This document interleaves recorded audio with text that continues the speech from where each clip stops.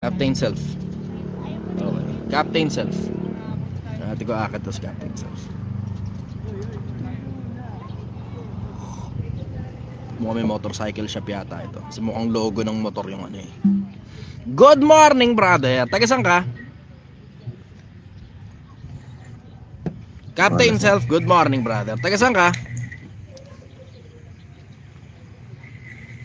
Taga Antipolo siya. Antipolo, kapitbahay. Ano tanong mo, brother? Kapitbahay. Ito lang yung Antipolo, somewhere dito banda. Angono lang ako eh. Ano tanong mo?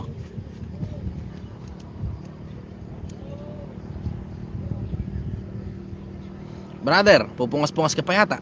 Ano tanong mo? Ayun, nawala si brother. Inaantok pa, inaantok. Masyado pang maaga. Good morning. Good morning, brother. Taga saan ka? Yabi. Dito lang po sa Bulacan. Okay. Ano tanong mo?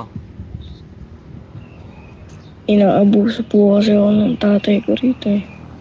Ano ibig mo sabihin na abuso?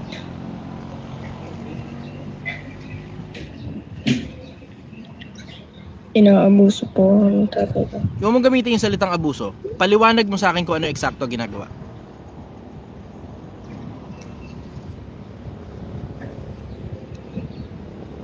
Parang minsan po bossing pinapalayas po niya.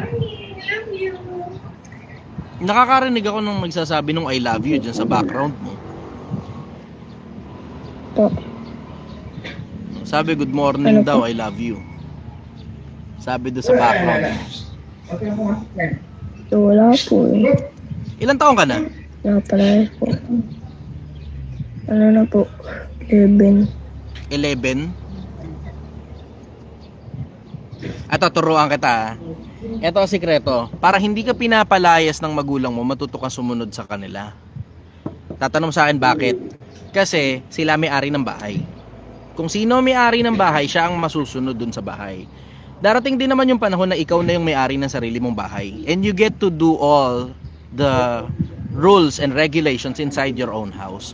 Pag may-ari ka na ng sarili mong bahay, pwede ka nang gumawa ng sarili mong rules and regulations. Tapos ikaw naman ngayon yung may turn mo naman para magpalayas ng kung sino mang ayaw sumunod sa rules mo. Pero for now, habang nakatira ka pa sa kanila, susunod ka muna sa kanila. Okay? Okay o. Okay. Ano follow-up question mo, brother? Ano po kasi. Minsan po hindi na po pinapabalik dito sa bahay. Kung pinapalayas ka tas hindi ka pinapabalik, saan ka pinapapunta? Sa ano lang po, saan lang po. Pero minsan naman po pinapabalik naman po ako. Pero mas madali. Pinapalayas po ako. Understood. The fact na pinapabalik ka, ang ibig sabihin nun mahal ka. Tinatakot ka lang para matuto kang sumunod sa kanila. Kasi malamang yung direksyon na pinupuntahan mo hindi makakabuti para sa'yo. They know better. Nalalaman nila kung ano yung tama at saka mali. Ginagamit lang sa'yo yung salita na yun para matuto kang sumunod sa kanila. Ang dahilan kung bakit ka pinapasunod sa kanila para din sa ikabubuti mo. Pagka napabuti ka, malayo mararating mo sa buhay.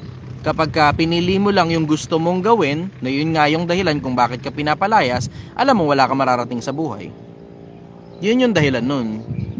So matuto ka dapat na sumunod sa kanila, mahalin mo sila, sunod ka lang sa lahat ng sasabihin nila. Tignan mo, paborito ng mga matatanda, yung mga bata na mga masunurin, matalino pa. So ang gagawin mo, simple. Wala kang masyadong kailangan gawin. Ang gagawin mo lang, simple. Kung ano sasabihin nila, susundin mo, magiging magalang ka, tapos mamahalin mo sila, tapos mamahalin ka rin nila pabalik. Dapat laging mataas yung grades mo. Gets mo? Opo. Kamusta yung grades mo sa school? Ano po eh, mababa po kasi umihina po resistensya ko eh.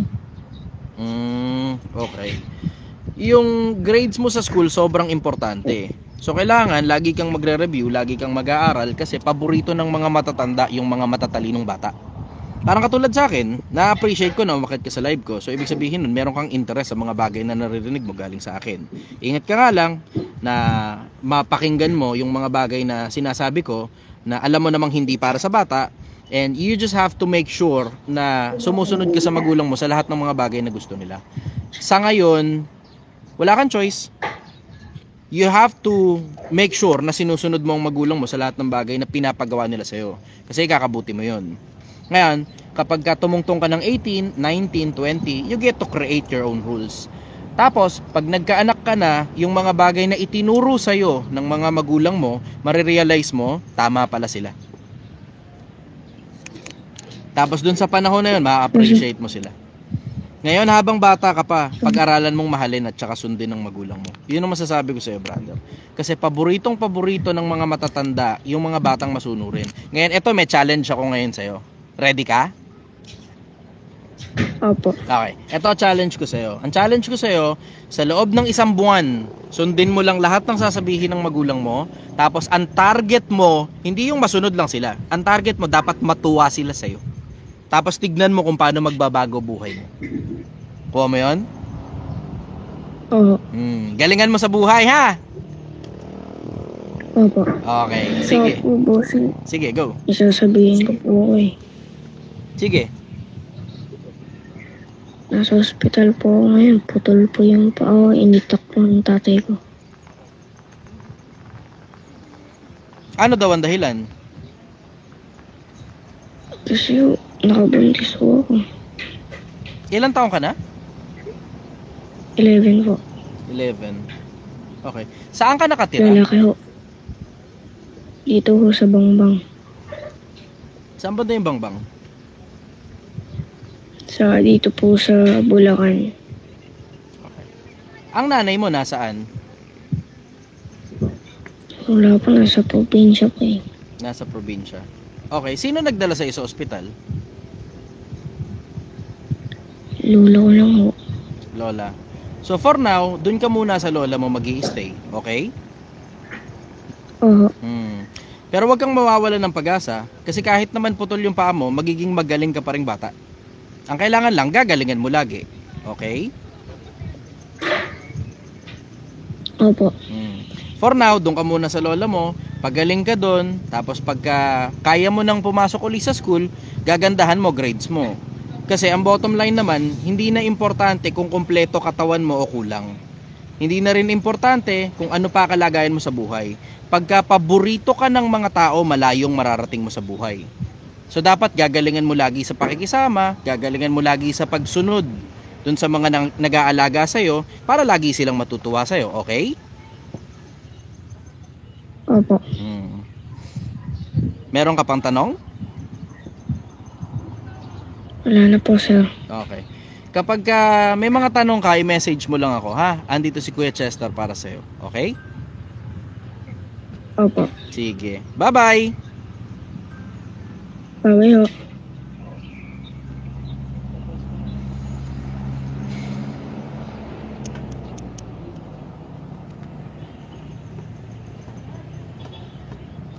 Alam mo yan yung dahilan kung bakit binuo ko tong programa na to eh. Minsan merong mga taong may lakas ng loob na umakyat sa live na may mga ganong problema, pero madalas na pagkakataon hindi nyo lang alam. Yung inbox ko punong-puno ng ganyan. Yung inbox ko punong-puno ng ganyan.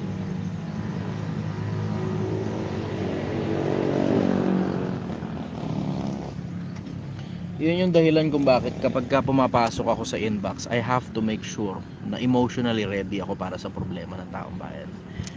Kasi diretso, ngayon naintindihan nyo na hindi simple yung problema ng mga taong bayan. Hindi simple yung problema ng Pilipinas. Yun din yung dahilan kung bakit hindi ako nagpapabayad. So you know and you feel that someone really cares for you sa mga personal na problema. Ngayon naiintindihan nyo na. Ngayon naiintindihan ninyo na kung bakit binibigay ko ng libre yung karunungan ko. Kasi hindi ninyo alam kung gaano karaming tao yung hirap sa buhay, na maraming problema sa iba-ibang parte ng buhay nila, na hindi ninyo alam kung anong pinagdadaanan ng mga tao na yun unless ikaw mismo yung lumagay sa poder nila, ikaw mismo yung maglakad sa tsinelas nila. Magandang umaga sa'yo, Pilipinas. Sige, next tayo. Medyo masakit lang sa mata. Hello po, brother. Good morning. Good morning, brother. Taga saan ka? Actually, I'm from Cebu. Okay. Ano tanong mo, brother? Yes po. My goal ka sa life po, brother, di ba?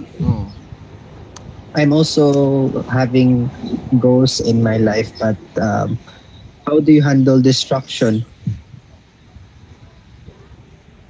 Merong healthy na distraction, merong hindi healthy na distraction. Halimbawa, yung sa akin personal, dinidistract ko yung sarili ko kapag naiinis ako. Pagka nagagalit ako, dinidistract ko. Naglalaro ako ML o nagdo-doom scrolling ako. Mas okay na yun kaysa mailabas mo yung mga bagay na nasa isip mo.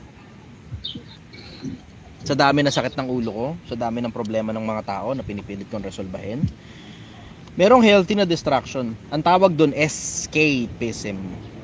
Para ma-distract yung sarili mo sa mga bagay na alam mo naman kailangan mong mag-zoom out saglit. O kailangan mong mag-zoom in sa ibang bagay kasi masyado ka nang naka-zoom in sa mga problema. Ngayon kung ang tinatanong mo, yung mga hindi na healthy na distraction, nakaka-istorbo na doon sa mismong goal mo, hindi naman ganun kakomplikado yun eh. Tigilan mo lang. Ganun kasimple, tigilan mo lang. Bawa, nadidistract ka dahil nagsusugal ka. Hindi mo naaabot yung financial standing na gusto mo sa buhay kasi every time na lang na magkakaroon ka ng pera, sinusugal mo. Alam mo na yun, simple yung konsepto eh. Tigilan mo. Bakit? Kasi ano mas importante? Yung distraction mo o yung pangarap mo? Ano mas importante? Yung short term o yung long term? Kapag yung short term mo, nakakasira na sa long term mo, alam mo na, you have to put a stop to it. And when I say stop, hindi naman na ibig sabihin sa lahat ng pagkakataon, hindi mo i-entertain ang distraction. Merong distraction na paminsan-minsan kailangan mo. Lahat ng bagay in moderation,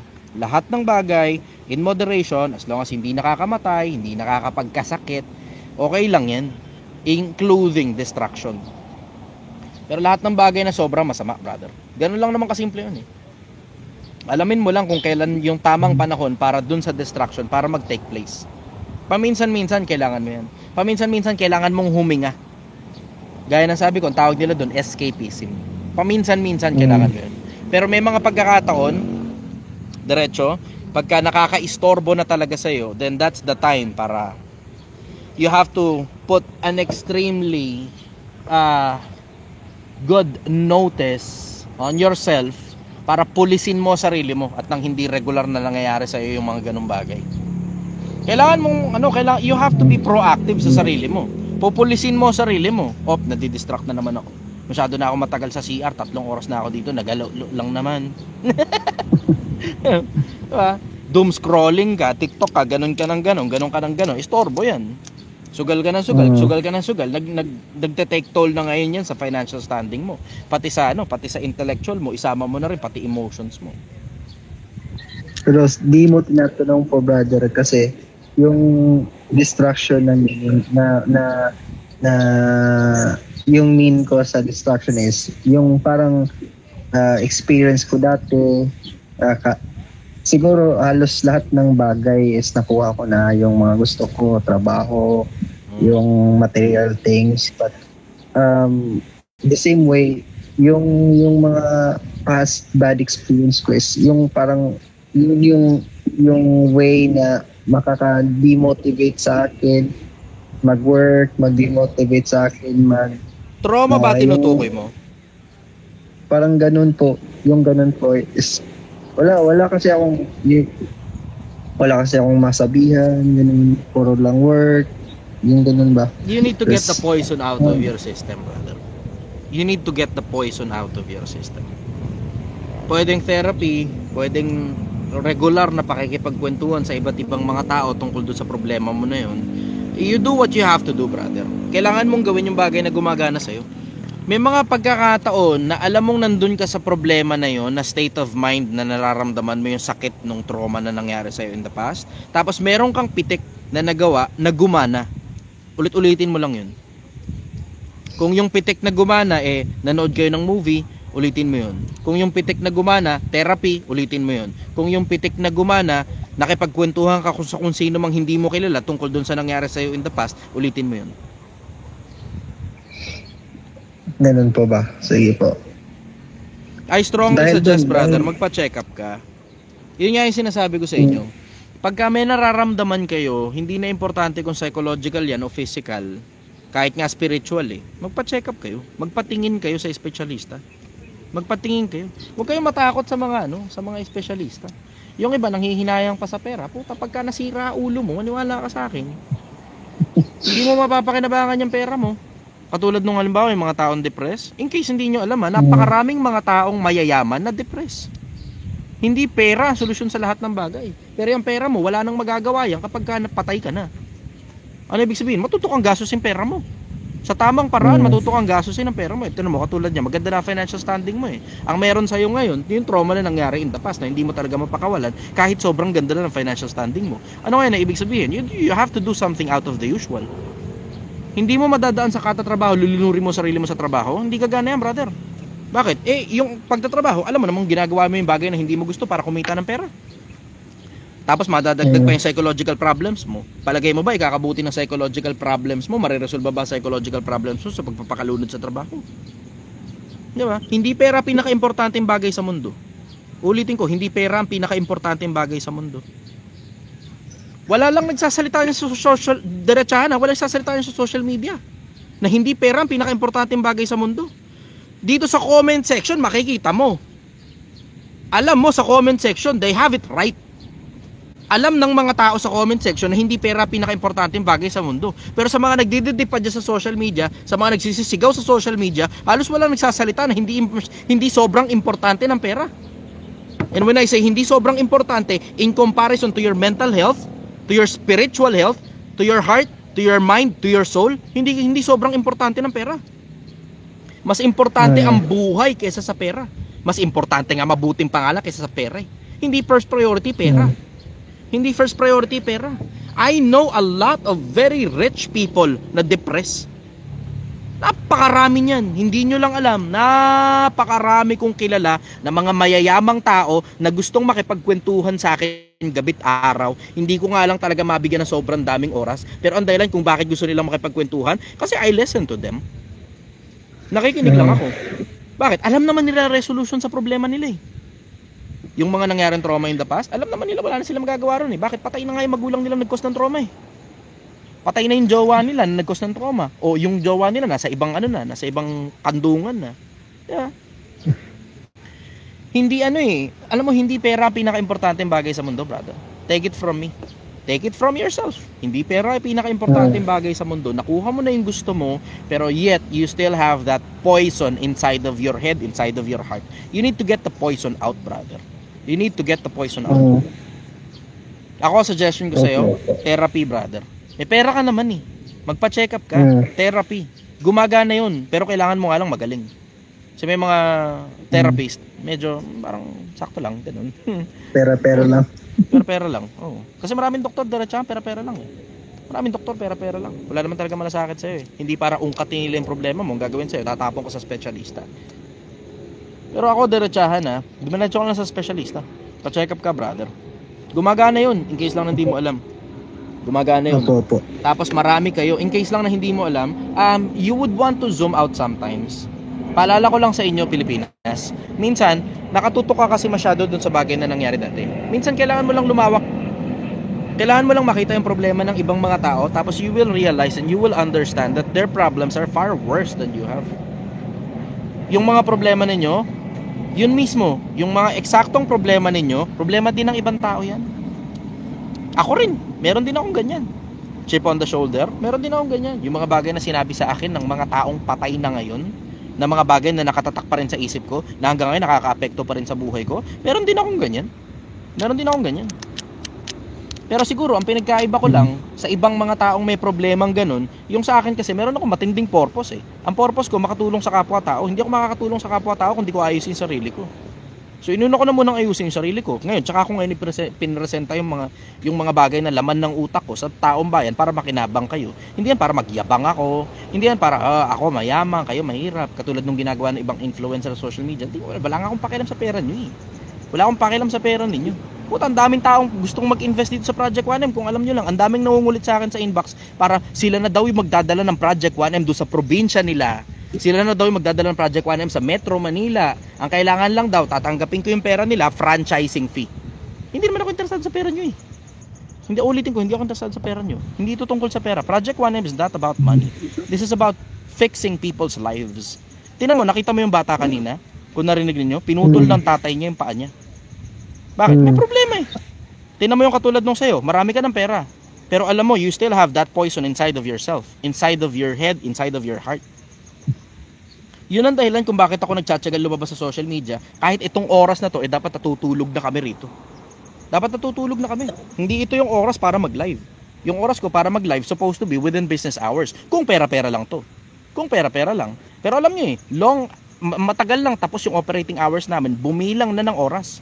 Tsaka ngayon ako magla-live. Natanong mo, bakit ka nagla-live ng ganitong oras, Chester? Kasi nga, ito yung oras na yung mga ordinaryong taong bayan nagre-ready na, nagpe-prepare na para pumasok sa mga hanap buhay nila. So maabutan ko man lang kayo bago kayo pumasok sa trabaho. Makatulong man lang ako sa inyo. Makapagbigay man lang ako sa inyo ng konting inspirasyon bago kayo pumasok sa trabaho. Okay po. Ngayon, ang suggestion ko sa'yo, diretso, magpa-check up ka. Ganda. Pa-check up ka. Makipag-usap ka sa maraming mga tao. Hindi mareresolba yung problema mo sa pagpaparami pa ng pera. Hindi mareresolba ng pera yan, brother. Hindi mareresolba yan. Kung alam mo lang, napakarami kong kakilala na mga regular silang nagta-travel ng pamilya niya. Regular silang namamasyal, kumakain sa mga masasarap na mga restaurant. Buo yung pamilya niya. Pero meron siyang chip on the shoulder galing sa magulang niya. Meron siyang trauma, meron siyang dinaramdam na yung mga tao na yun na nag-cause ng pagdaramdam niya matagal ng patay. Hindi nyo alam yun.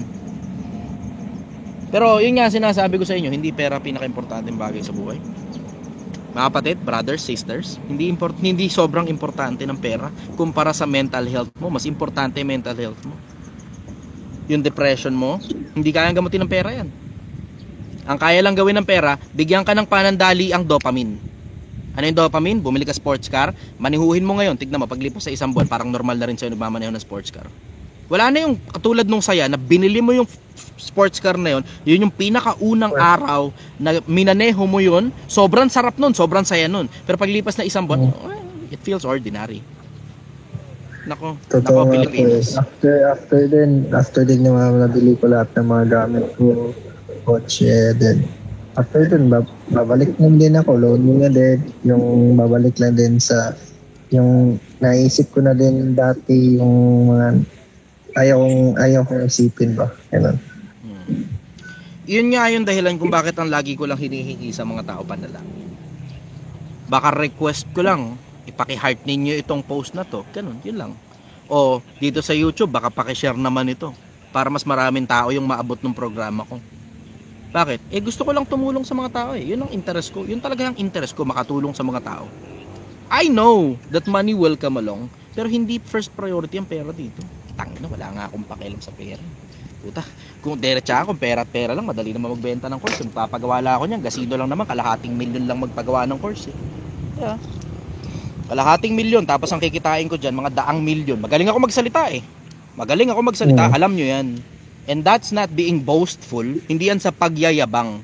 Ang pruweba ko, yung halos 2 taon na nakita ninyo na halos hindi ako nababash, na araw-araw ako halos nagla-live. Diba? Ang importante sa akin, buhay ng kapwa-tao ko. Ang importante sa akin, yung kapayapaan ng isip ninyo, yung resolution sa mga problema ninyo. Yun ang dahilan kung bakit ako nagtsatsaga sa mga bagay na pinagtsatsagaan ko. Subukan mong tumulong sa kapwa-tao mo. Madalas gumagana yun. Katulad sa akin. Marami rin naman akong ganyan. Kung alam mo lang, dati ako masamang tao eh. So alam mong marami akong anxieties, depression. Meron din ako niyan. Pero hindi ko nga alam pinapansin. Kasi mas importante buhay ng kapwa-tao ko eh. So alam mo yun, wala na ako sa ganong stage na parang pinoproblema mo pa yung mga bagay na sinabi ng kung sino man. Ganun, masakit masyado sa loob mo, masakit sa puso mo. Masyado na akong maraming problema at masyado na akong distracted para magpakalugmok pa sa mga bagay na emotions at saka mga trauma ng nakaraan ko. At yung problema ko ngayon, hindi na katulad ng problema ko dati nung nagsisimula pala ako sa buhay na problema ang pera, kaya resolbahin.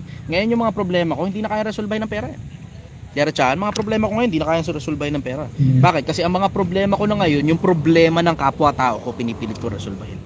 Yun na ngayon ang problema ko. Paano ba ako makakagawa ng paraan para yung mga kapwa-tao ko makausad mula sa kahirapan nang hindi nangangailangan na ibigay nila yung pera nila sa akin? Kasi ganun ginagawa ng iba, para makausad kayo sa kahirapan, buy ka course. Paano nga? Wala kang pambayad eh. Paano gagawin mo ron? Diba? Gusto ko yung I want to see a Philippines na optional na lang ang kahirapan. Kung gusto mo manatiling mahirap, walang problema. Yun ang trip mo eh. Kanya-kanyang trip tayo sa buhay eh. Pero, you also have the option na yumaman kung gusto mo lang. Yun ang gusto kong makitang future ng Pilipinas. And it will take some time and it might not happen within my lifetime, pero I would like to try. Gusto kong maging isa ron sa mga pinakaunang domino na naunang bumagsak para yung mga susunod na mga domino may nailatag na ako para sa inyo. May pundasyon na kayo. Nalaman ninyo kung paano ako mag-isip. Nalaman ninyong gumagana yung mga bagay na nasa isip ko. Ngayon, execute nyo na lang. Ayan, ngayon ang Project 1M. Sumabay kayo. Yung Project 1M, hindi naman Project 1 million yan eh. Hindi yung Project 1 million. Dinadaan ko lang kayo sa konsepto ng 1 million. Kasi ang dahilan, catchy kasi yun eh. Catchy eh. Ano gagawin natin? Gagawa tayo ng 1 million. Bakit? Kasi maraming Pilipino hindi pa nakakatikim ng 1 million. Pero hindi yan ang Project 1M. Ang Project 1M, Project 1 Man. Kada tao, pipilitin ko ayusin ang buhay ninyo isa-isa. Sa panonood ninyo ng mga videos ko, sa pagsabay ninyo, mapapansin ninyo, unti-unting naaayos yung mga buhay ninyo. Doon lang sa mga sumasabay lang, yung mga ngayon na sumasabay, unti-unti naaayos na yung mga buhay nila eh. O ngayon, pagka naayos na yung mga buhay ninyo, magpapatawag ako ngayon, o ayusin naman natin yung buhay ng iba pang mga tao. Tulungan ninyo ako dito. Wala kayong makitang worth living in this life kasi maraming ganyan. In case hindi mo alam, brother, napakaraming katulad mo na mga may trauma, may depression. Yung iba nga, existential crisis na eh. Boundary, existential crisis na. May mga bumibisita sa aking mga tao na kwarentahin, meron na sila ng lahat ng perang gusto nila, nasubukan na rin nila lahat ng bagay na gusto nilang subukan, ubus na bucket list nila para kaparehas ko. Halos ubus na bucket list ko eh. Tapos wala na silang makitang dahilan kung bakit pa sila mabubuhay. Kasi yung mga anak nila, 20, halos 30 anyos, yung iba senior citizen na 30 anyos na yung mga anak nila, mayayaman na yung mga anak nila, tapos tuloy-tuloy na lang pumapasok sa kanila yung pera galing sa mga kumpanya nila o sa mga paupahan nila. Tapos hindi na nila malaman kung ano pa dahilan kung bakit sila mabubuhay. Wala nang challenge eh. Tapos wala na ring spike ng dopamine. Bakit? Testing na nila halos lahat ng bagay eh. Diba? Ngayon ako naman, ang gusto kong mangyari, kayong mga parang nawawalan na ng pag-asa sa buhay, tapos may pera-pera naman kayo, di magsama-sama tayo, para pares tayo may pera, makatulong tayo sa kapwa-tao. Hindi yan sa konseptong pamimigay natin pera natin. Puta, ka-stupiduhan yun. Bakit? Yung simpleng konsepto lang na pag yung pera mo binigay mo sa mahirap, ayos yun, nakatulong ka ngayong araw. Pero paano yung bukas? O tapos binigyan mo ulit ng pera bukas. O tapos bukas ulit. Tapos bukas, ano nangyari ngayon? Ano nangyari? Umasa na lang sa'yo yung mahirap. Katulad ng ginagawa nila sa Tondo. Nakita ko sa Tondo yan eh. Nakita ko sa Tondo yung konsepto na ganyan eh. Namimigay silang pera doon, namimigay silang pagkain doon. Bukas gutom na naman. Tapos every Sunday, lahat sila umaasa na may mamimigay ng pagkain. Ano nangyari? Umasa na lang sila sa pamigay. Imbis magtrabaho. Tama po, tama. You may want to do charity, brother. And I strongly suggest yung klase ng charity na hindi mo pamimigay pera mo. Yung klase ng charity na tuturuan mo kapwa-tao mo kung paano umalagwa sa buhay katulad ng ginagawa ko. Mas maganda nga kung marami tayo eh. Isipin mo yun, sobrang daming tao na ang gusto makatulong sa kapwa-tao na makausad yung buhay ng kapwa-tao niya na meron kang konting bagay na nalalaman, ibinahagi mo lang sa kanya, tapos nakatulong kang resolbahin yung problema ng kapwa-tao mo, whether it be finances, o health problem, o intellectuals, o kahit na ano pa. Ambag mo na yun sa lipunan, ambag mo na rin yun sa sarili mo, sa kabilang buhay, pag tumawid ka at makikilala mo na Diyos. Diba? Kung hindi kaya, brother, kung hindi kaya ng charity, you go for therapy. You go for therapy. Religion, effective din yan. Pero you have to find that spark in you na ikaw na mismo ang nagharap ng mismong resolution dun sa mga bagay na nasa isip mo. Kasi yung nararamdaman mo ngayon, it may not be a problem. It may be, para katulad nung sa akin, a situation. Lahat ng problema may solusyon. Pero yung mga problema na walang solusyon, hindi problema yan, ang tawag dyan sitwasyon. Ang gagawin mo dyan, tatanggapin mo na lang. Tapos pagagaanin mo para di masyadong mabigat. Tapos yung katulad ng tinatanong ng isa, distraction. Paano ka madidistract dun sa mga bagay na nasa isip mo? Ako diretso, hindi ko gustong nag-iisa ako. Ayokong nag-iisa ako. Lagi akong may kasama. Bakit? Putang ina, pag ako lang mag-isa, kinukuyumag ako ng mga putang ina. Mga sakit ng ulo ko. Kaya nga ginagawa ko, pag mag-isa ako, nagbabasa ako libro. Doom scrolling paminsan-minsan. Pero hindi pwedeng ako lang mag-isa. It's just me, myself, and my thoughts. Hindi pwede. Hindi pwede sa akin yun. Hindi gumagana sa akin yung katulad ng sinasabi nila na kailangan magme-meditate ka daw ika. Hindi gumagana sa akin ng meditation. Natatakot ako sa sarili ko pag mag-isa lang ako. So yun ang sagot ko sa'yo, brother. Try mo muna charity. Hanap ka ng mga tao na tutulungan mo para umalagwa yung mga buhay nila nang hindi nangangailangan bigyan mo sila ng pera o kung ano man. Tuturuan mo lang sila ng mga bagay na naiintindihan mo, tapos papasa mo yung karunungan mo sa kanila para sila naman makagawa ng pera. Kasi hindi mo naman ako sila ko-consider ng kakumpetensya eh. Kasi may pera ka na eh, 'di ba? Meron ka na sapat para sa sarili mo. Nakuha mo na yung point of abundance. Congratulations sa'yo. Ang gagawin mo na lang, you just need to get that poison out of the system. If you cannot get that poison out of the system, at least man lang pagaanin mo to the point na halos hindi mo na namamalayan. Gets? Opo. Thank you, brother. Thank you. Follow-up question, brother. Wala na po siguro. Okay. Yun lang siguro. Sige, brother. Thank you, brother. Okay. 31 minutes, 1 oras lang ako nagla-live araw-araw. Ang dahilan kasi YouTube, ay yung TikTok ko. Mayat maya, mayayari na naman tayo dyan. Mayat maya. Magandang umaga sa inyo, nasa YouTube. Pakishare nyo nga muna to, YouTube, pakishare nyo muna. Tapos pengin muna akong likes. Pakidagdagan muna yung likes. Yun lang naman hinihingi ko sa inyo. Okay. Next.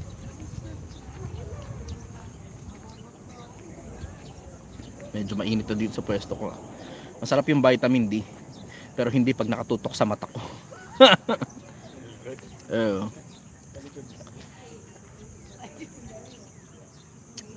Baby Kalma. Oh, tama ng kulit ng pangalan, Baby Kalma. Akit na si Baby Kalma. Baby Kalma. I'm a better fool for you. Good morning, brother. Taga saan ka? Taga Samar lang ako, brother. Samar. Okay. Ano tanong mo, brother? Tanong ko lang, brother, kung ano bang unahin natin, negosyo ba o bahay?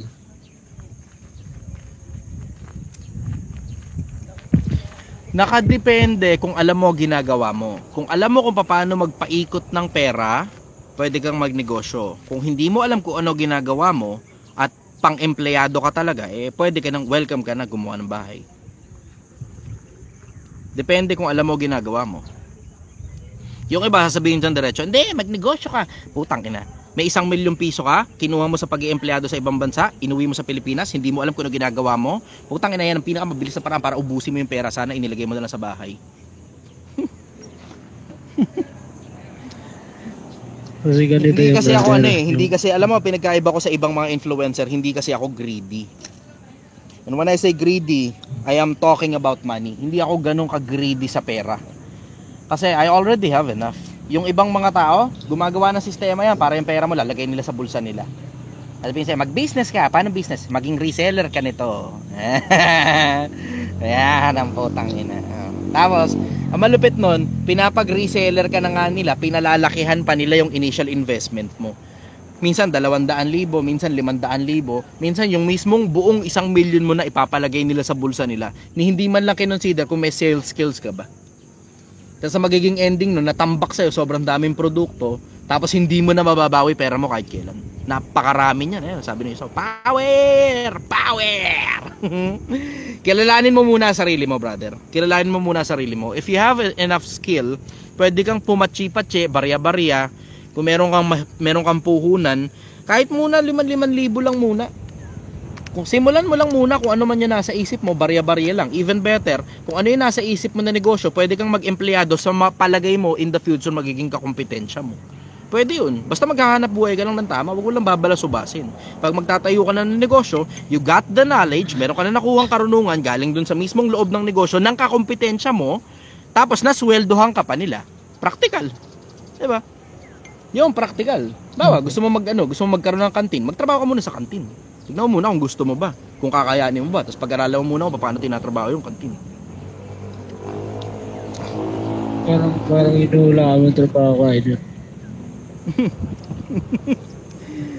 kasi nga, idol, nasa, ano nga ako talaga, nasa Malit na ano lang, kainan lang. Tapos gusto mo rin magkaroon ng sarili mong kainan. Pinaplano ko nga rin yan, idol, kaso ano, Nauubos yung pera mo sa magulang mo eh. Kasi ako idol, ano na tawag nito. Pabilyado na rin kasi ako. Kasi Unahin mo yung, muna yung karunungan, brother. 3 pillars of Project 1M. Una muna, tatalinungan mo, tatapaan mo utak mo.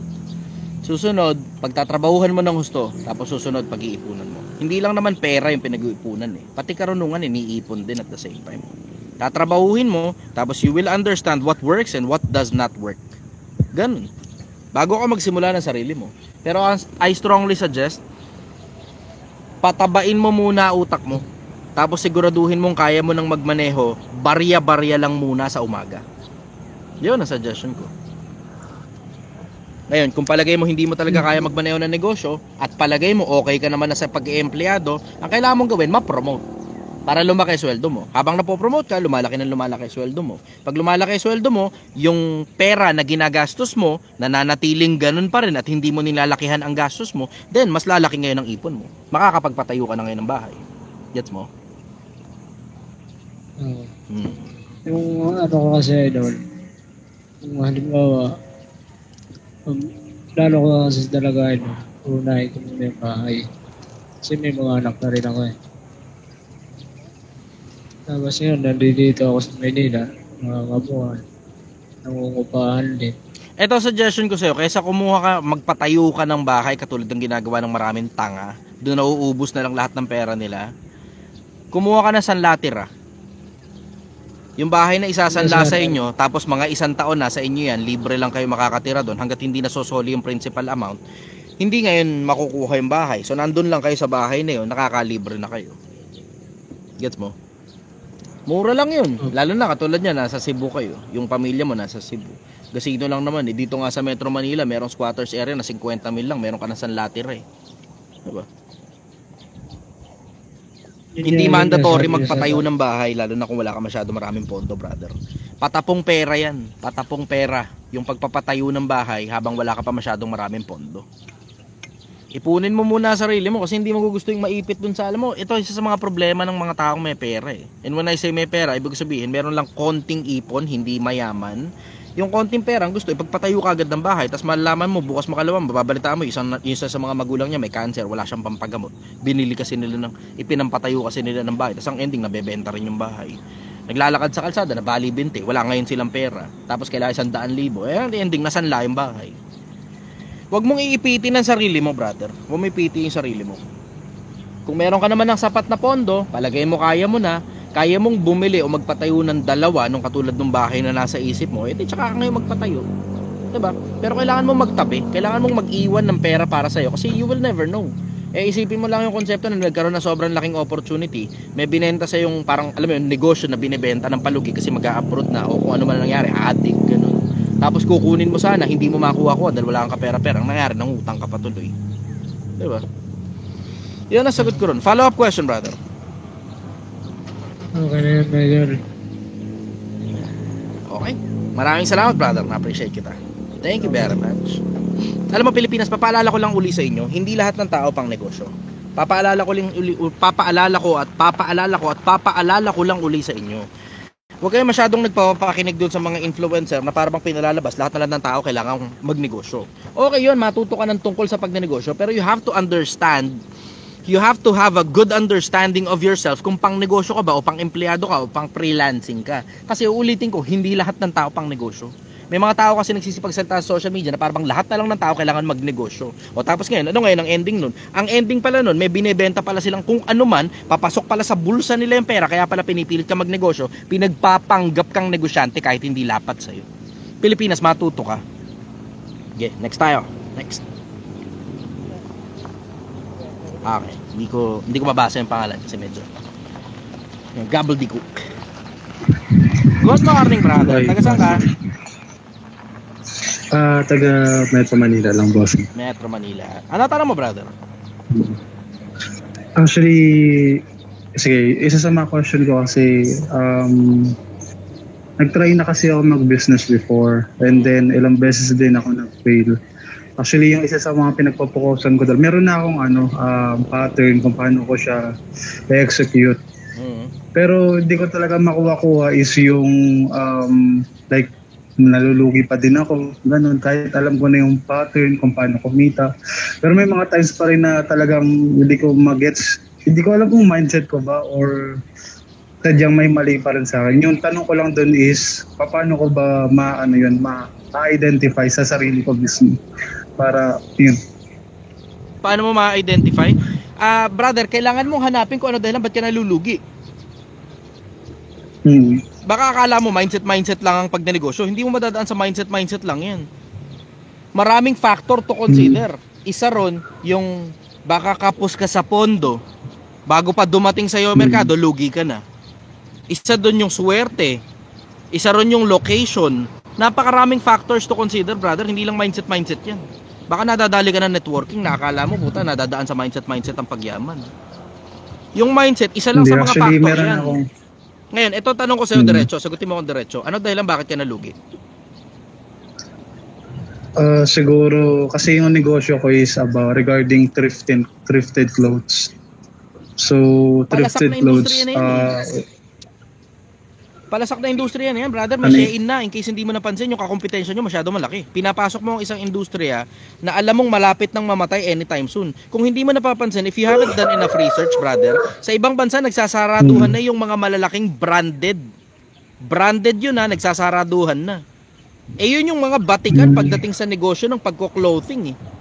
Batikan yung mga yun pagdating sa negosyo ng pagko-clothing. Nag-thrift ka pa, ang trouble mo dyan, konti na lang yung mga tao ngayon na bumibili ng mga second hand na damit dahil nandyan na Shein. Sa Shein, brad, tangina 300 pesos lang, napakagagandang mga klase ng damit na. Okay. Kailangan mong i-consider yun na yung merkado, brother, saturated na. Saturated na merkado. Ngayon, akala mo madadaan sa mindset yan, brother, walang gustong bumili ng produkto. Kailangan mo i-consider yun. And when I say wala, ang ibig sabihin, ang hirap-hirap ng humanap ng mga taong gustong bumili ng mga second-hand na damit kasi halos lahat na lang nagbebenta ng second-hand na damit. Kung hindi nyo napansin sa nung panahon ng pandemya, ang dami nagrereklamo ng ganyan ha. Lahat ba nagbebenta na ng second-hand na damit? Yun yung mga tanungan nila nun kung paano ngayon. Tignan mo ngayon, yung pagbablogging, hindi na rin masyadong magandang income Yun yung sinasabi ng mga tao ngayon tungkol sa tungkol sa pagiging vlogger Hindi na masyadong magandang source ng income ang pagbablog. Bakit? Kasi lahat na lang vlogger na. Lahat na lang vlogger na. Panahon ng pandemya, lahat na lang nagbebenta ng mga second hand na damit. Okay. Ngayon, akala mo mindset yung may diferensya. Hindi. Yung merkado mo saturated. Kailangan mong malaman kung kailangan mo kasing kilalanin ng merkado mo. Yung pinapasok mo na merkado, i-check mo ngayon sa merkado, may bumibili pa kaya ng ganitong klase ng bla bla, ganitong klase ng ganyan. Alam mo, isipin mo yung konsepto na parang yung konsepto lang na merong panahon in the past, hindi ko lang alam kung aling kotse ang nauna, pero there was a time in the past na puro kabayo ang ibinebenta. Means of transportation, kabayo, buriko, donkey, o kung ano pa man, hayop ang ibinibenta as means of transportation. And then, cars came. Nung dumating ngayon ng kotse, syempre, obviously, saturated na ang merkado ng mga bumibili ng kabayo dahil nga may kotse na nga. Ganun yung parang konsepto na pinapasok mo di ba? Na merong isang malaking brand na ang tawag nila ron sa doon sa strategy nila fast fashion. Yung konsepto ng fast fashion, ang bilis nilang gumawa. Palit-palit na kagad sila ng mga style na ginagawa. Sobrang bilis, sobrang mura din at the same time. So ngayon, ang mga tao doon na ngayon bumibili, hindi na bumibili sa mga thrift. Kahit branded pa yung binebenta mo, walang pakialam na tao dyan. Ang pakialam ng tao, ano itsura. Kahit gaano pa ka-branded dyan, sobrang ganda ng quality, ang makukuha na lang din lang dyan, brand. Pero overall, itsura na yung pinaka-importante. Tapos yung practicality na sobrang mura ng presyong binebenta na Shein. Hindi sa dinidiscourage kita. Pero between thrift at saka paggawa ng sariling clothing line, I will go for gagawa ko sariling clothing line. Okay. Kasi yung clothing line, meron kasi siyang branding.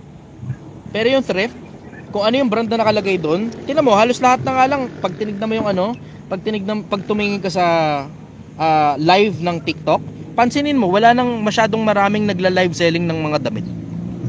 Wala na masyadong marami. Sa ano rin, sa anong tawag dito? Sa Shopee din. Mayroong mangilan-ngilan na lang. Mangilan-ngilan na lang. Pero halos wala na. Paubos na. Bakit? Dahil nga sa konsepto ng fast fashion. Shein ang bumira eh. Kailangan mong aralin ng merkado, brother. Hindi mo madadaan sa mindset yan. You have to do a market study. Kailangan mong pag-aralan ang merkado kung lucrative pa ba na mag-stay ka dyan sa business na yan. Yun ang sagot ko ron, brother.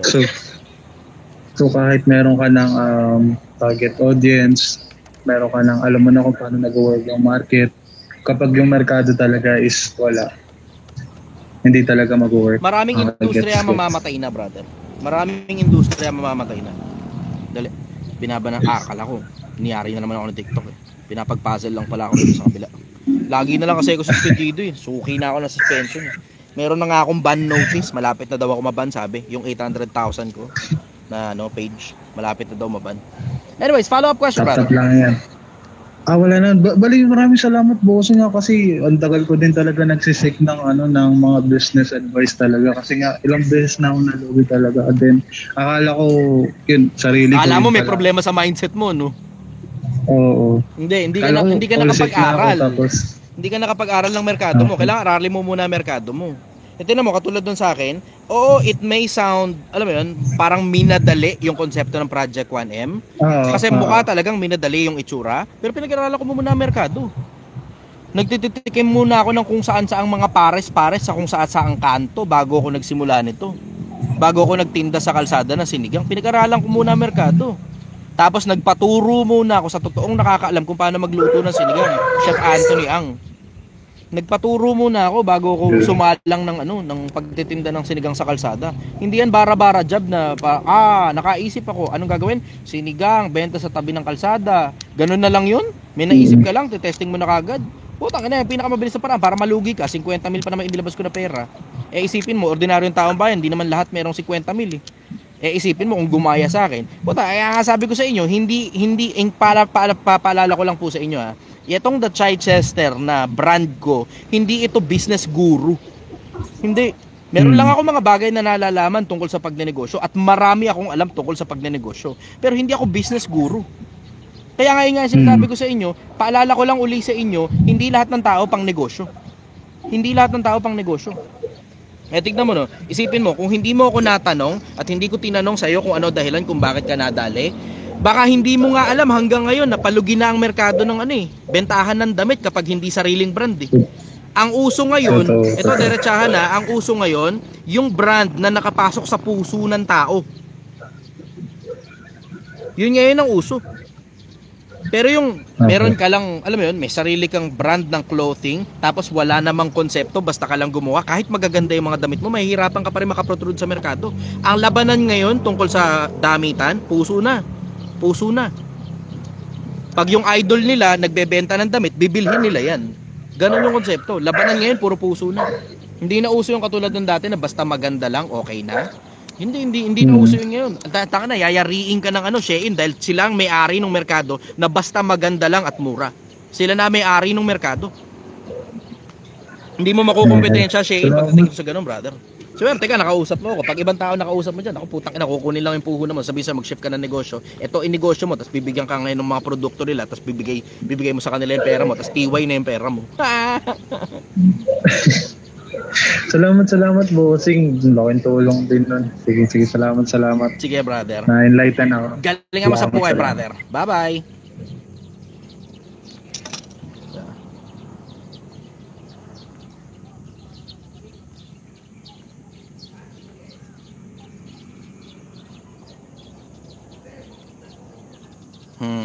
Next tayo. Next.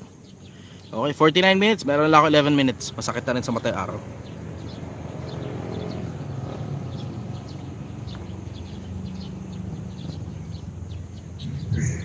Good morning, brother. Tayo saan ka?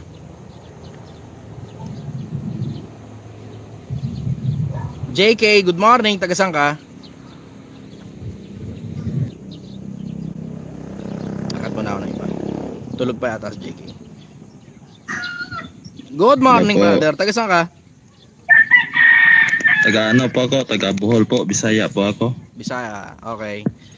Ano tanong mo, brother? May tanong lang po ako, boss. Sige. May tanong lang po ako. Ano po ako, college student pa ako. Tapos, nag-stop po ako ngayon sa pag-aaral. Okay. Ano po, bale, nag-ano lang po ako ngayon, sa sideline ng trabaho. Construction, ganyan po. Ano po, ano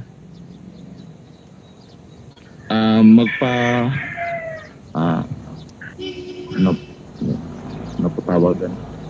Bisaya, mahirap po kasi mag-Tagalog. Ano po, mapapapayo lang po ako kung nalilito po kasi ako sa pagkuha ng kurso. Okay. Kaya, Tungkol sa pagkuha ng kurso, brother, Ano unahin mo sa muna akin? ano. Okay, sige tuloy mo. Baka meron kang dilema ngayon tungkol doon. ngayon, ang nangyari kasi, boss, na-stop ako ngayon kasi mayroon po kasi akong malaking utang doon sa college, boss. Kaya hindi ako makatransfer sa ibang school. Kaya ngayon nag-i-stop muna ako kung at may plano po ako na mag temporary enroll dito sa labas at kahit papaano makatapos ako dito, tapos ako muna yun babayaran doon. Pero boss, ngayon nalilito kasi ako kung Kukunin mong kurso. anong kurso kukunin ko kurso. Ganda ng tanong mo. Alam mo, maraming nagtatanong ng ganyan sa akin sa inbox. Ito ang sasabi ko, tungkol sa pagpili ng kurso, pumili ka ng kahit na anong bagay na endeavor na gusto mo, na palagay mo hindi ka magsasawang gawin yun habang buhay hanggang mamatay ka. Yung kurso na may kinalaman dun sa gusto mong mangyari, yun ang kunin mo. Ang kinuha ko kasi ngayon, boss, ang plano ko po, boss, tatapusin ko yung BSA major in math. Yun kasi yung kinuha ko na noon at babalikan ko ngayon. Magsisi-second year college na po ako. Pero gusto mo ba yun? Gusto kong boss, yung mag-teach, pero kasi nalilito kasi ako kasi hindi kasi ako masyadong magaling ng math. Yun ang nga sinasabi ko. You have to consider your genetics. Kasi pwede mong sabihin na walang kinalaman ng genetics yan dahil mathematics yan. Pero meron kasing kinalaman yan dun sa left and right side of the brain. In case lang na hindi nyo alam, yung mathematics kung hindi ako nagkakamali, nasa left side, basta nasa isang panig yan ng utak. Whereas yung communication nasa kabilang panig ng utak. Baka mas magaling ka dun sa kabilang panig ng utak mo, which is communication, science, and everything else in between. Versus yung pinagtiyagaan mo yung isang kurso na alam mo namang talagang hindi ka magaling dun at alam mo rin namang hindi mo masyadong gusto yung kurso na yun. Tapos ang magiging ending, nagtapos ka nga, pero di mo mapakinabangan yung kurso. So ako, ito ang suggestion ko, brother. Bago mo sige, pwede mo nang bayaran yung utang mo doon. Pero bago ka kumuha ulit ng panibagong kurso, you make sure muna na yung bagay na gusto mong gawin, may kinalaman doon yung kurso na kukunin mo. Kasi itutuloy mo yan, okay, sige, congratulations sa'yo, nakatapos ka nga. Ang problema mo nga lang, hindi mo rin naman gusto yung kurso na yun. So, mangyayari, pag nagtrabaho ka na may kinalaman doon sa kurso mo na yun, ang magiging ending niya, mababurnout ka lang. Tapos hindi mo gusto yung career path mo. Ano ba gusto mo mangyari sa buhay mo? Yung totoo, anong pangarap mo? Sige, ngayon isa-isahin na natin. Anong pangarap mo? Yung pangarap ko po, boss, simply, hindi naman mahirap yung pangarap ko. Ganito lang, boss, simple lang. May merong magandang kinabukasan sa pamilya ko. Hindi yan. Anong gusto mong hanap buhay? Anong gusto mong paraan ng pagkakakitaan? Anong hobby mo? Anong gusto mo sa buhay? Anong gusto mong ma-achieve? Hindi yung may okay lang, simple lang, may bahay lang. Hindi yan ang pinag-uusapan natin. Ang pinag-uusapan natin, anong gusto mong paraan para maabot mo yung bahay na sinasabi mo, yung pamilya na sinasabi mo? Anong means of income ang gusto mo? yung ano lang boss, yung makapagtapos tapos makapagtrabaho lang boss, yung boss. Teka to, ano hobby mo? Pinagkakaabalahan mo? Anong bagay yung palagay mo gustong-gusto mong ginagawa na hindi ka talaga magsasawa na gawin yun habang buhay? Ano boss?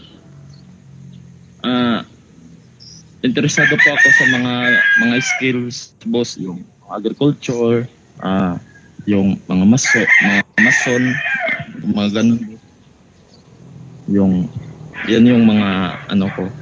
Okay, merong kursong Ginagawa ko sa when you say mason, ang ibig mo ba sabihin nagpapaganda ka ng bahay, ganon? yung mga ganun boss. Pwede kang mag-architecture, pwede ka ring mag-interior designing, tapos yung sinasabi mo tungkol sa agriculture, merong kursong agriculture mismo. Ngayon, pipili ka na lang dun kung ano talaga pinakagusto mo talaga dun sa lahat ng yun na palagay mo hindi ka magsasawang gawin yun. Tapos dapat kumita ka tungkol dun sa bagay na ganun. Dun na ngayon papasok yung kurso. Dun sa bagay na may kinalaman dun. Ano yun? May lumipad.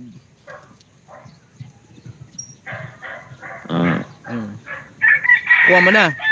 Kasi yung plano ko boss, yung plano ko kasi makatrabaho ko, makaipon ako ng pera kasi may plano ako bumili ng bahay na paupahan. Kasi Bohol dito sa amin boss, malakas ang tourism. Malakas ang turismo dito, maraming mga foreigner na pumunta dito sa Bohol. Yun na yung retirement mo yung mismo. Papaupahan. Yun na yung retirement mo mismo. Yan yung ngayon ang pinag-uusapan natin yung kurso na pag nakuha mo yung kurso na yun, magugustuhan mo talaga yung bagay na ginagawa mo habang buhay. Na ang ibig sabihin nun, magpapalalim ka ron. Na ang ibig sabihin nun, mag-aaral ka ng gusto, and not just college alone, pero experience na rin at the same time para kumita ka ng marami, para gumaling ka, para ma-promote ka dun sa kung ano man yung hanap buhay mo na yun. And then you will eventually have enough money para bumili ng mga paupahan. Pero retirement na yung tinutukoy mo, brother. Yung kurso, yun ang magpapalaki sa pera mo. Supposed to be ang kurso, yun ang magpapalaki sa pera mo. Gets mo? So okay, magtatrabaho ako. Ang gusto ko makapagtrabaho, makapag-ipon ng pera. Oo nga, makakapagtrabaho ka nga. Ngayon mismo, makakapagtrabaho ka kahit na anong trabaho pwede mong pasukin. Pero nagkakatalo yan kung magkano sa sweldohin mo. Yung kolehiyo mo ang magpapalaki sa sweldo mo. Gets mo? boss. Yun na ngayon yun. Kuha mo na. So ngayon, dun sa ibinigay mo ngayon na mga listahan, yung tungkol sa agriculture, yung tungkol sa possibility na baka mag-architecture ka o engineering kasi gusto mo kamong nagmamason, which is yun yung sabi mo, nagpapaganda ng bahay. Pwedeng architecture, pwedeng engineering, pwede rin namang interior designing. Tapos, sabi mo, gusto mo rin yung agriculture. O ngayon, doon ka na ngayon pipili. Kung ano ngayon ang pinakagusto mo dun sa lahat ng yun. Gets mo?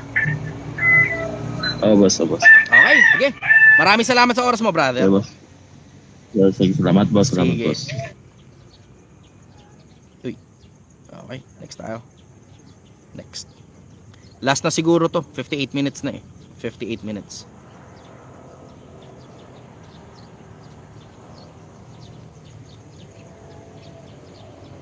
Wilfred Camos. Magandang umaga sa inyo, YouTube. YouTube, paki-share nyo nga muna to. Paki-share nyo muna para makapanood ngayon yung ibang mga tao. Good morning, brother. Taga saan ka?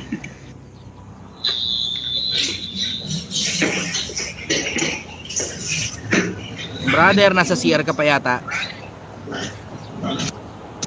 Wilfred. Yan, good morning, brother. Okay. Akala ko nasa CR ka pa Okay. Taga saan ka? Wala na. Kumakain ako.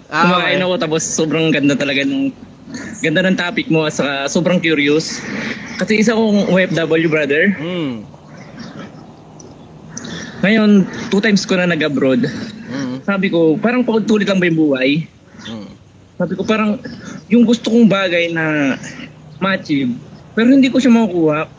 Pero yung mindset ko nasa business. So sabi ko, maghanap ako ng yung makakatulong ba sa akin. So sabi ko, paano ba ako mag-start? Doon sabi ko, kung dito lang ako mag-stay sa pagiging empleyado, parang wala eh, paulit lang, naka 2 decade na ako sa pag-employee. Parang paulit-ulit lang ba? Wala talaga naipon. Gusto mo ng diretso? Sabi ko, what if kaya mag-try ako sa ibang bagay? Okay, good. So, pumasok ako ngayon sa networking, brother. Okay. Pero hindi ko iniisip yung kita. Iniisip ko, paano ko babaguhin ba yung mindset ko na pagiging empleyado to business. So, may natagbo ako ngayon na community na tinatanong ako na ano ba gusto mo sa buhay? Sabi ko, pumasok ako ngayon dito, hindi para kumita. Gusto ko matuto kung ano ba yung skill na meron ako. Kung ano ba yung meron na gusto ko bang ilabas sa tao. Kasi at the same time, magaling ako sa communication sa tao, pero wala akong alam pagdating sa negosyo. Ano yung maipayo sa akin ganun, brother? Unahin mo munang mag-ipon. Sabi mo, ano kinalaman nun? Magbe-business ka, hindi naman ako mag-i-empleyado. Hindi ka magiging magaling na negosyante kung hindi ka marunong mag-ipon. Bakit? Tingnan mo, 20 years ka na sa ibang bansa. Hindi mo alam kung saan napupunta pera mo. Hindi mo rin alam kung paano nangyayari. Pagka wala kang financial management skill, brother, kahit ano pang simulan mong hanap buhay, ganyan at ganyan na mauulit na mangyayari sa'yo. Pumasok ka pa sa networking. Puro payaman power yung mga yan eh. Puro payaman power yung mga yan. Yan yung ang tawag nila dyan, toxic positivity. Paano toxic positivity? Tingnan mo, positive ng positive kahit hindi practical. Kailangan i-entertain mo rin yung mga negative, lalo na kapag ka-practical na pansinin mo yung mga bagay na negatibong nangyayari sa buhay mo. Tingnan mo, pansinin mo, nasobrahan na ng kaka-positive yung ibang mga networker, halos sira na ulo. Hindi sila kumikita, 2 taon na, 3 taon na, hindi sila kumikita, umaasa pa rin silang kikita sila galing doon sa networking nila. Yung sa akin, diretso, toxic positivity na yan, nasisira na ulo mo eh. Bakit? Puta, wala ka man lang practicality na malaman kung bakit hindi ka kumikita. Wala ka man lang practicality na malaman kung ano ba nangyayari. Marami ka namang napapajoy, nalalagas ang mga tao mo, pero tuloy-tuloy ka pa rin sa ginagawa mo na akala mo yan ang means talaga para umalagwa buhay mo. Hindi mo nga man lang kinonsider na baka niloloko ka lang ng mga upline mo eh. Na yung mga upline mo pala binibihisan lang ng may-ari ng kumpanya kaya akala mo sobrang yaman nila. Pero hindi mo pinapakinggan yun. Bakit? Kasi nasobrahan ka na nakaka-positive. Hindi mo na tinitignan yung practicality ng negativity. Kailangan mo tignan yung practicality ng negativity. Hindi pwedeng puro positive lang. Huwag mo kakalimutan, sa mundo merong positive, merong negative. Pag hindi mo kinonsider parehas, toxic positivity ang labas mo niyan, o depression kapag nasobrahan ka sa negativity. Kailangan mong consider yung magkabilang panig ng lipunan. Yung magkabilang panig ng point of view. It's 6 versus 9. Ang nakikita mo, puro 9 lang maghapon eh. Tingnan mo, katulad dun. Paano ka uusad sa pagnenegosyo? Hindi ka nga makaipon. Partida na, malaki pa kinikita mo dyan ha. Partida na, malaki kinikita mo dyan. Bakit? Kasi ibang bansa ka eh. Kung dito sa Pilipinas, binebenta mo, yung parehas sa serbisyo na binebenta mo dyan sa abroad, dito babarating ka lang. Nasa abroad ka na, malaki kinikita mo dyan, hindi ka makaipon. Ano ibig sabihin? Sabog ang financial management mo. Kung hindi ka makaipon sa malaking sweldo, lalong hindi ka makakaipon pag barya-barya lang ang kinikita mo galing sa simula pa lang na negosyo. Kailangan mo munang matutunan financial capability, brother. Financial management ka muna. Tamo? Magkano sweldo mo dyan? Yes, brother. Umaabot siya ng 60 to 70k monthly. Tangina, malaki yan, brad. Diretsahan, malaki yan. Diretsahan, malaki yan. Kaya nga doon ako na Isipin mo, clean profit 70,000 pesos. Kung gumastos ka man dyan, siguro halaga 10,000 lang, ganun. Tapos saan napupunta ngayon yung ibang pera mo? Kung ano ginagawa mo sa pag-iempleyado, ganyan din gagawin mo sa pagnenegosyo, brad. Kung yung pera mo na 70,000 pesos na malinis na kita, nauubos sa kung saan mong hindi mo maintindihan, ganyan din ang mangyayari sa pagnenegosyo mo. Ang worst niyan, yung puhunan dinadala mo sa kung saan mo dati dinadala yung malinis na kita mo sa abroad. Yun ang mabigat niyan. Yan nga yung sinasabi ko na may mga tao pang-empleyado lang. Pag 20 years ka na sa abroad, hindi mo talaga maintindihan kung saan napupunta pera mo. Alam mong pang-empleyado ka lang talaga niyan. Bakit? Tignan mo, sipin mo, pipilitin mo pang magnegosyo, magpapanggap ka ngayon na negosyante. Ano ngayon ang mangyayari? Yun nga lang, simpleng financial management na imaneho mo lang ng maayos yung pera mo. Yun lang, napakasimple nun. Yung sobrang simpleng konsepto na payamanin mo muna ang sarili mo sa pamamagitan ng pag-iempleyado. And when I say payamanin, hindi naman ibig sabihin sobrang daming pera. Ang ibig sabihin, dapat yung kinikita mo mas malaki kaysa sa ginagastos mo. Yung basic principle lang na yun, hindi mo pa maintindihan, simpleng common sense lang yan.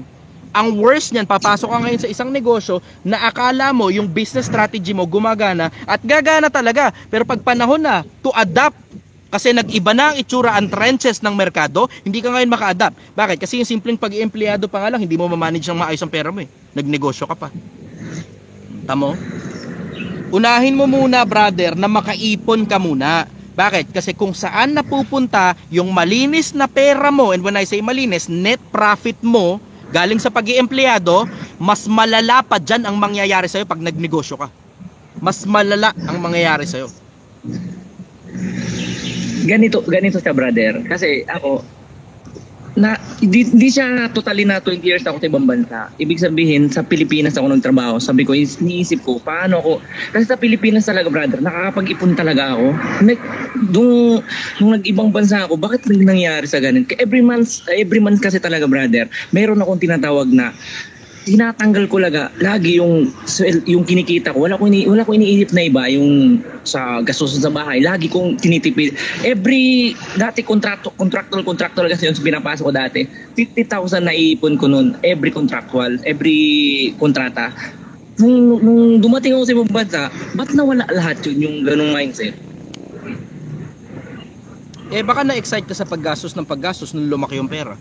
Nung maliit, pinagtatapatan mo, nung lumaki yung pera, naging greedy ka. Ginagastos mo sa kung saan-saan. When I say kung saan-saan, hindi ang ibig niyo sabihin, luho ka agad na mga material na bagay para sa sarili mo. Kasi yun lang konseptong pagpapadala sa pamilya, luho rin naman yan eh.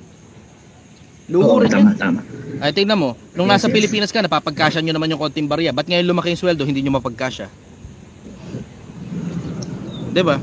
Ano ngayon na ibig sabihin? Pag nagnegosyo ka na may ganyang klase ka ng mindset, na kapag ka pala lumalaki yung pera, inuubos mo yung pera sa kung kanin-kanino o sa kung saan-saan, putang ina, lalong hindi ka gagana sa pagnenegosyo. Tamo. Hindi sa dinidiscourage kita, brother. Hindi sa dinidiscourage kita na magnegosyo. Pero ang ibig kong sabihin, kailangan mo munang malaman yung kailangan mo munang matutunan yung konsepto ng adaptability. Kailangan yung konsepto na malaman mo, root cause analysis, RCA, malaman mo kung nasaan ka ba nagkakamali. Pag hindi mo alam kung saan ka nagkakamali, then pang empleyado ka talaga niyan.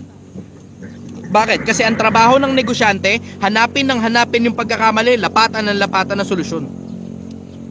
Pag hindi, yung sarili mo lang na pera, na pinaghanap buhayan mo galing sa ibang tao na hindi naman ganun kakomplikado dahil tuloy-tuloy lang na pumapasok sa bulsa mo yung dami ng pera, kasi nga ang tawag doon sweldo. Kung yang mismong sweldo mo hindi mo mahanap kung saan napupunta, wag ka nang umasa na uusad ka sa pagnenegosyo.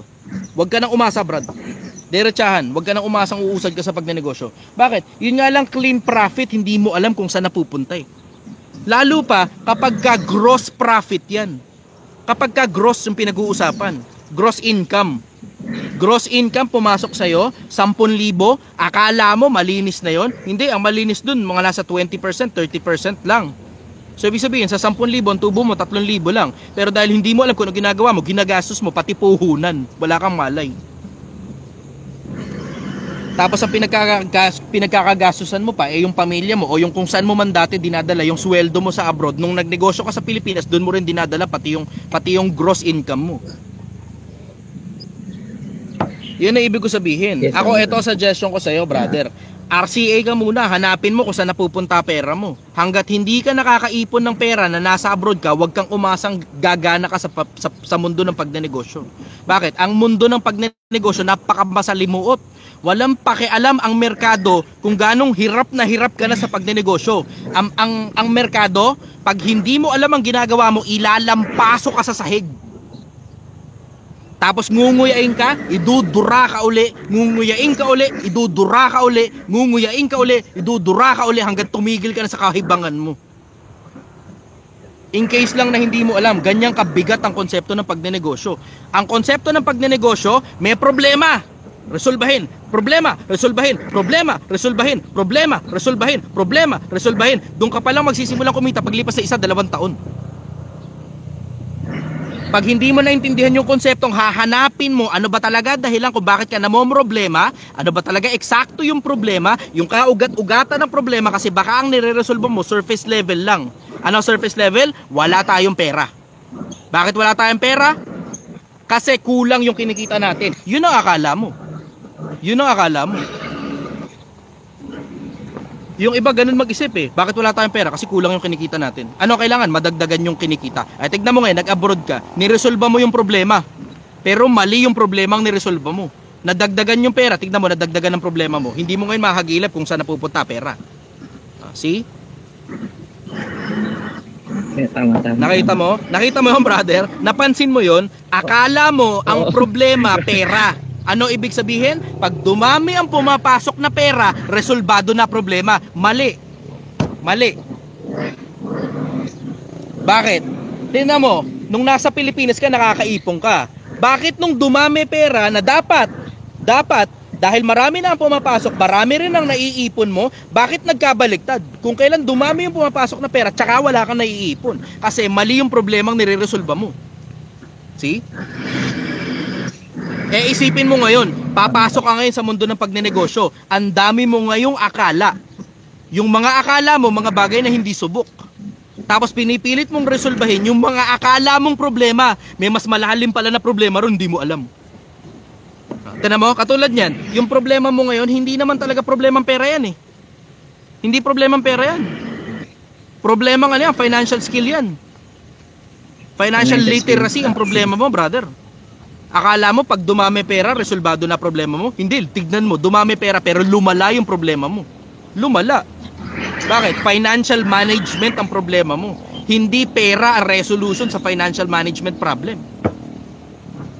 Ang kailangan dyan, financial skill. Totoo yung sinabi sa akin yung kaibigan ko, brother. Sabi niya, ito mabigat, brother. Ito pa mabigat. Okay. Yung problema mo na yan, hindi mariresolba sa networking yan. Bakit? Kasi ang networking, pinepuwersa kayong gumastos at bumili ng kotse at magpagara ng mga damit na mga walang kakwenta-kwentang mga gastos. Ano ngayon ang nangyayari? Ang nangyayari, akala mo ikakayaman mo yung putang inang networking na yan, congratulations sa'yo, dinudugas ka lang.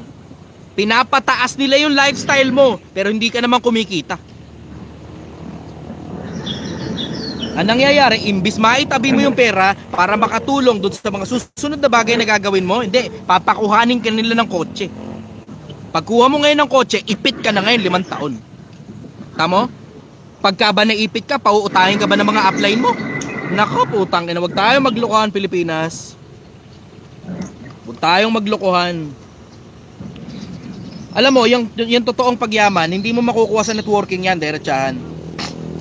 Yung totoong pagyaman, di mo makukuha sa networking yan. Yung loob ng networking, napakasalimut na industriya yan. And I'm not speaking about any specific company, ha? Hindi tayo nag-uusap ng specific company. Pinag-uusapan natin yung buong industriya. Punong-puno ng mga greedy people yan. Punong-puno ng mga makalayawan, makalaman, puro mga payaman, power, toxic positivity, kasinungalingan, kababuyan, kaipokritohan yung putang inang industriya na yan. Yung industriya ng networking, isang malaking industriya ang panloloko ng kapwa-tao yan. Ingatan nyo sarili nyo sa mga networker. Ingatan nyo sarili nyo sa mga networker. Ngayon, akala nyo nagbi-business kayo? Hindi kayo nagbi-business. Freelance salesman ang tawag sa inyo dyan. Pinagbebenta kayo ng produkto, pinapakuha kayo ng mga tao na magjo-join din sa inyo. Paano naging business yun? You tell me, paano naging business yun? Ni business registration nga, wala sa pangalan mo eh. Business registration, wala sa pangalan mo. Hindi business yung ginagawa mo. Ang ginagawa mo, freelance salesman. At tinan mo, hindi nga nila dinedefine yung difference between freelancing at saka business. Sinasabi nila, business daw ikaw yung ginagawa mo. Hindi business yung ginagawa mo. Hindi business yung ginagawa mo. Ang ginagawa mo, pag-freelance, yung serbisyo mo, ino-offer mo para dun sa mga downline mo. Tapos nagbebenta ka ng produkto ng kumpanya. Paano nga yung business yun? Eh, business permit nga, wala sa'yo. Paano business yan? Nakapangalan ba sa iyo ang business na yan? Putang ina, wag tayo maglokohan. Ang pinapagawa sa inyo, freelance salesman. Freelancing, kumbaga. Kumikita ka sa pinagtrabahuhan mo. Therefore, pag wala kang tinrabaho, wala ka rin kita. No work, no pay ka. Eto pa mas malala, no result, no pay. Mas okay pa nga yung no work, no pay eh. Pag nagtrabaho ka, alam mo may sweldo ka pagkatapos ng araw. Pag hindi ka nagtrabaho, alam mo wala ka sweldo. Diyan, kahit magtrabaho ka, wala kang sweldo pag hindi ka nagkaroon ng resulta. Ata mo? Pero yun, syempre, di na nila sasabihin sa'yo yan. Di na nila sasabihin sa'yo yan. Ba't pa nila sasabihin sa'yo? Puta, nabuko ngayon yung negosyo nila. Sila ang may negosyo, ikaw wala. Yun ang totoo. Yun ang totoo. Tignan mo yung comment section ngayon. Tignan mo kung paano napakaraming tao sumasang-ayon sa akin. Pilipinas, sabihin ninyo kung nagsisinungaling ako. Kayo na mismo humatol. Kayo na magsabi kung nagsisinungaling ako. Yun, galing nga talaga, sobra. Thank you brother kasi sa ganitong kwentuhan, talagang siya yung makikita mo talaga yung sa sarili mo na kung saan ako kulang. So yung suggestion mo nga, meron nagsabi sa akin yung hindi pera ang kailangan ko kundi yung paano ko i-handle yung pera. Alam na mo, hindi saan pupunta. Paalala ko lang sa inyo Pilipinas, lalo na sa mga ano nangyari, ba't nawala yung TikTok? Ay, nag-overheat itong kabilang cellphone. Nakatutok kasi sa araw eh. Okay, sige, wala na, ayaman na. Okay, going back sa pinag-uusapan natin, Pilipinas, papaalala ko lang sa inyo at papaalala ko uli sa inyo. Kayong mga OFW, target kayo ng mga siraulo. Bakit? Kasi kayo yung may pera, hindi nyo alam kung ginagawa nyo sa pera nyo. So papaalala ko lang uli sa inyo, kayong mga OFW, kayo ang target ng mga siraulo. Kayo ang mga target ng mga siraulo. Galingan nyo sa buhay, Pilipinas. Matuto kang mag-ipon, hindi habang buhay malakas ka. Magtrabaho ka dyan sa abroad, umuwi ka rito sa Pilipinas ng punong-puno ang bulsa mo ng ipon, tas huwag ka nang bumalik dyan sa abroad. Kaya naman dito sa Pilipinas eh. Kaya naman. Pero kailangan mo talagang mag-aral ng husto. Tatalinuhan mo, lulupitan mo, titindihan mo, gagalingan mo, hanggang dumating sa punto na binabayaran ka na sa halagang gusto mo. Maliwanag, brother? Yes, brother. Follow-up question. Thank you, brother. Grabe ang lalim. Wala na, brother. Thank you, Thank you so much. Nadali na networking dito. Babalikan kita next year. Lagi ka naman ito, babalikan kita kung ano yung sinabi mo sa akin. Gagawin ko yun pagdating sa pera. Galing nga mo, brother. Thank you, brother. Bye-bye. Thank you so much. Okay. Sige, maraming salamat po sa pakikinig, Pilipinas. Papaalala ko lang sa inyo, you only get to live once. Isang beses ka lang mabubuhay. Hindi natin alam kung may kabilang buhay o wala. Hindi natin sigurado kung may reincarnation o wala. Pero ang pinaka bottom line, Pilipinas, galingan mo na dito sa buhay na to. Hindi namatay yung mga bayani natin na ang mga dugo ay kumalat sa lupa. Nabulok ang mga katawan. At hindi birong dami ng taba ng utak ang pinamalas nila habang nabubuhay sila para lang maging mediocre ka, Pilipinas. Galingan mo sa buhay. Huwag kang magtiyaga ng kung ano na lang ang meron, okay ka na ron. Pwede kang maging kahit na sino o kahit na anong gustuhin mo. As long as you stick to practicality. Magandang umaga sa inyo, Pilipinas. Mahal na